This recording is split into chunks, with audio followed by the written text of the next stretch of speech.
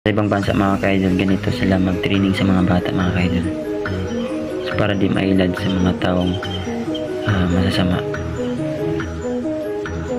Sa video na ito mga ka-idol ay tinuturuan yung mga bata na hindi dapat tumatanggap sa mga anumang bagay na binibigay sa mga taong strangers o hindi nila kilala.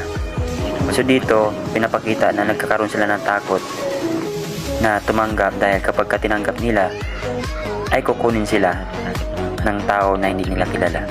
Ito, magbibigay ito ng kalaman sa atin o leksyon kung paano natin ituruan ng mga bata natin o yung mga kapatid natin para maproteksyonan sila mga ka-idol sa mga taong masasama.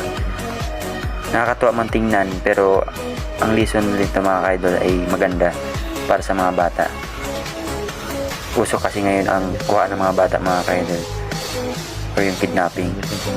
So ito ang paraan mga ka-idol para makaiwas sa mga posibleng mangyayari. Ayan. Isang kumit.